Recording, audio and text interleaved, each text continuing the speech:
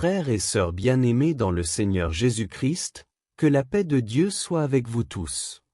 Si tu regardes cette vidéo aujourd'hui, ce n'est pas par hasard. Le Saint-Esprit t'a conduit ici parce qu'il veut briser quelque chose qui bloque ta vie depuis trop longtemps. Beaucoup de chrétiens prient, jeûnent, lisent la Bible et vont à l'église, mais ils ont l'impression que rien n'avance. Les promesses de Dieu semblent loin. Le mariage tarde, le travail ne vient pas, la santé reste fragile, les rêves restent bloqués. Tu te demandes souvent, « Seigneur, pourquoi moi ? J'ai tout fait comme il faut. » Aujourd'hui, Dieu te répond clairement par sa parole, il existe un piège spirituel très sournois qui bloque ta destinée. Et ce piège, c'est l'incrédulité. Oui, l'incrédulité. Pas celle des gens qui ne connaissent pas Dieu, mais celle qui se glisse même dans le cœur des enfants de Dieu. Elle est silencieuse, elle est subtile, mais elle est très dangereuse. La Bible le dit sans détour dans Hébreux 3 verset 19, et nous voyons qu'ils ne purent y entrer à cause de leur incrédulité. Le peuple d'Israël avait vu des miracles extraordinaires, la mer Rouge qui s'ouvre, la manne qui tombe du ciel, l'eau qui sort du rocher. Pourtant, ils n'ont pas pu entrer dans la terre promise. Leur destinée entière a été bloquée. Frères, sœurs, aujourd'hui le Saint-Esprit veut te délivrer de ce même piège. Avant d'aller plus loin, prions ensemble. Seigneur Jésus, nous venons devant toi le cœur ouvert. Ôte tout voile d'incrédulité de nos yeux. Parle-nous clairement par ta parole. Que cette vidéo soit une heure de vraie libération pour chacun de nous. Au nom puissant de Jésus, Amen. Ouvre ton cœur maintenant. Si tu te reconnais dans ce que je dis, dis « Amen » à voix haute. Le Seigneur est en train de te toucher. Beaucoup pensent que l'incrédulité, c'est simplement douter un peu. Mais non. L'incrédulité, c'est un cœur qui refuse de croire pleinement ce que Dieu a dit. Dans Hébreux 3 verset 12, la Bible nous avertit « Prenez garde, frères, que quelqu'un de vous n'ait un cœur mauvais et incrédule, au point de se détourner du Dieu vivant. » Ce cœur incrédule traite Dieu de menteur. Il dit « Oui, la Bible est vraie, mais pour les autres. Pour moi, ce n'est pas possible. » C'est un piège de l'ennemi parce qu'il commence tout doucement. Une petite pensée comme « Est-ce que Dieu va vraiment faire ça pour moi ? Regarde ma situation. » Et cette petite pensée devient une forteresse qui arrête tout dans ta vie. Regarde l'exemple d'Abraham, le père de la foi. Romains 4 verset 20 dit de lui, « Il ne douta point, par incrédulité, au sujet de la promesse de Dieu, mais il fut fortifié par la foi, donnant gloire à Dieu, et ayant la pleine conviction que ce qu'il avait promis, il pouvait aussi l'accomplir. » Abraham avait presque 100 ans, Sarah était stérile, tout semblait impossible. Pourtant, il n'a pas laissé l'incrédulité entrer dans son cœur. Et grâce à cela, sa destinée a donné naissance à des nations entières. Aujourd'hui, dans notre vie de tous les jours, l'incrédulité se cache derrière les problèmes réels. Le chômage, l'argent qui manque, les trahisons, les échecs qui se répètent, les mauvaises nouvelles qu'on voit partout sur les réseaux. Elle te murmure, arrête de rêver, reste réaliste. Mais Dieu n'est pas réaliste comme le monde. Il est le Dieu du surnaturel. L'incrédulité est aussi un péché très grave. Jésus disait souvent, « Race incrédule ». Et dans Matthieu 17 verset 17, « Race incrédule et perverse ». Elle empêche les miracles d'arriver. Elle empêche d'entrer dans le repos que Dieu a préparé. Prends un instant maintenant. Ferme les yeux et demande au Saint-Esprit, « Seigneur, y a-t-il de l'incrédulité dans mon cœur ?» Laisse-le te parler doucement. Voyons maintenant comment ce piège bloque réellement ta destinée. Souviens-toi de l'histoire des 12 espions dans Nombre 13 et 14. Dieu avait promis une belle terre à tout son peuple.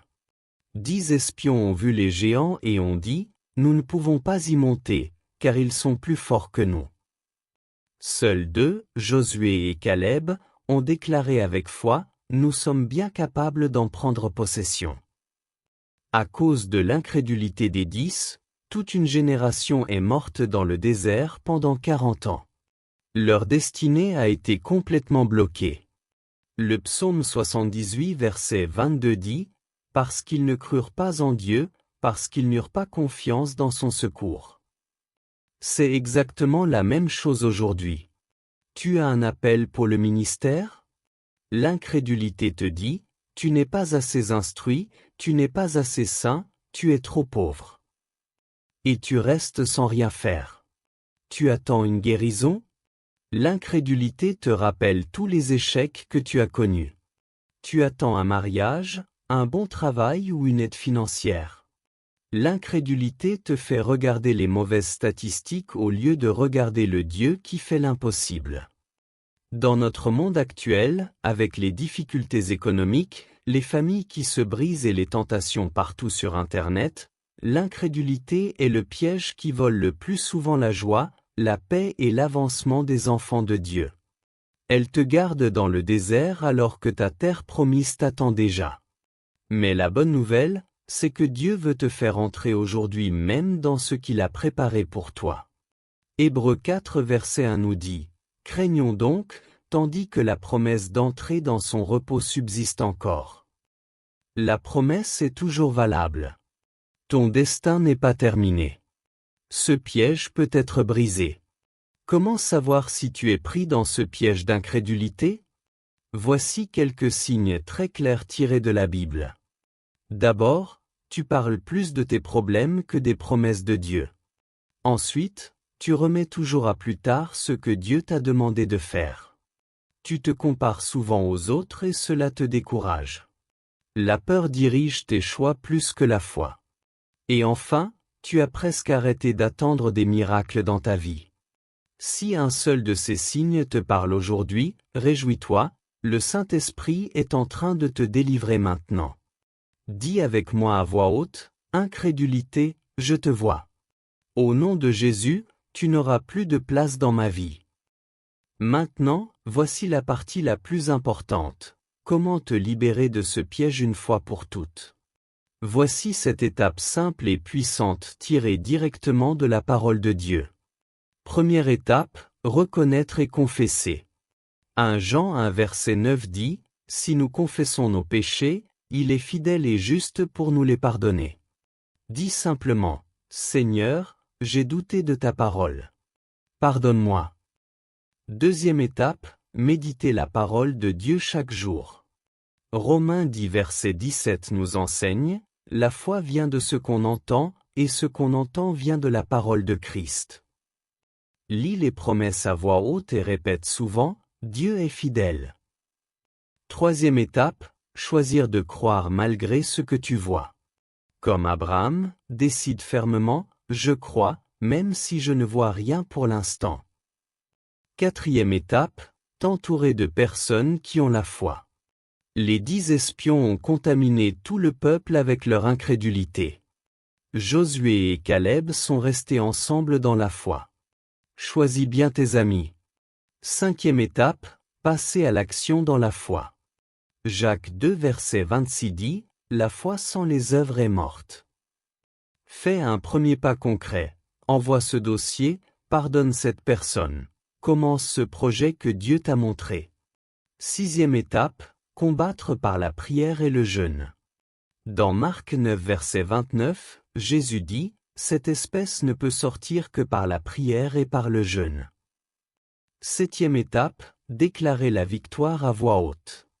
Marc 11 verset 23 déclare, « Quiconque dira à cette montagne, et ne doutera point dans son cœur, il lui arrivera ce qu'il aura dit. » Répète maintenant avec moi, « Incrédulité, je te renonce. Par le sang de Jésus, je suis libre. Ma destinée s'accomplit maintenant. » Prends quelques minutes pour prier seul avec ces étapes.